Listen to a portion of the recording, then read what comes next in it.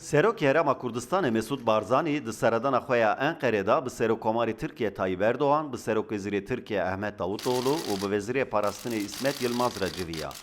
Barzanî pişt re jê bi rayedarên HDP û nûnerên partiyên dinên Kurd re jî hevdîtinek pêkanî. Her wiha siyasetmedarên Kurdên Bakurê Kurdistanê ji seredana Barzanî kevxweşin. Peyvendiyê Tirkiye û Rusya xirab bû. Dîsa keşeyeke din li Iraqê çêbû, navbera Tirkiye û Bexdayê da.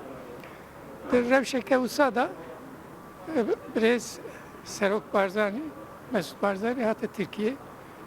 Em gelekî xweşin. Em hêvîdarin ku peywendiyên Kurdistana başûr Tirkiye baştir be. Hem aliye aboriyê da hem aliye siyasî û dîplomatîk da. Yani bi kêrî her du aliya jî wê were.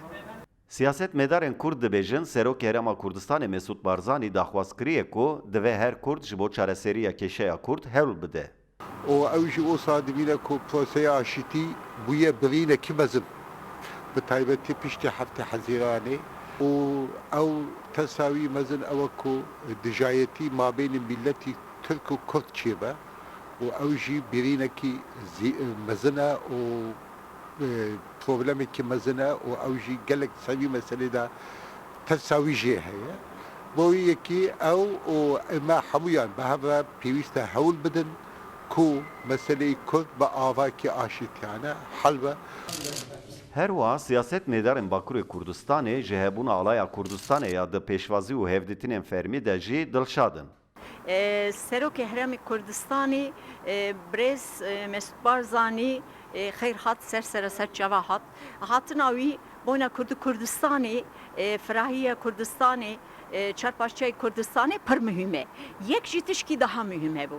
Berê digotin evana aşîret reîsîne nizam postal yalayıcı nizam çi Tirkî digotin, Kurdî digotin, naga jî ala Kurdistanê û ala Tirka rexev bilin bû û cem keleka hevdî bû em pir şabûn. Dost Serok Herema Kurdistanê Mesûd Barzanî bernameya xwe bi dawî anî û vegeriya hewlerê. Ji seredana Serokê Herema Kurdistanê ya bo Enqere ne bi tenê Kurd kevxweşin. Her wiha gelek şirovekarên Tirk balê dikişinin ser wê yekê ku li rojhilata navîn hevalbendê herî giring ya Tirkiye Herema Kurdistanê ye û devsaya vê seredanê tekilên Tirkiye û Herema Kurdistanê xurttir bibin. Kemal Avcı, Rudaw, Enqere.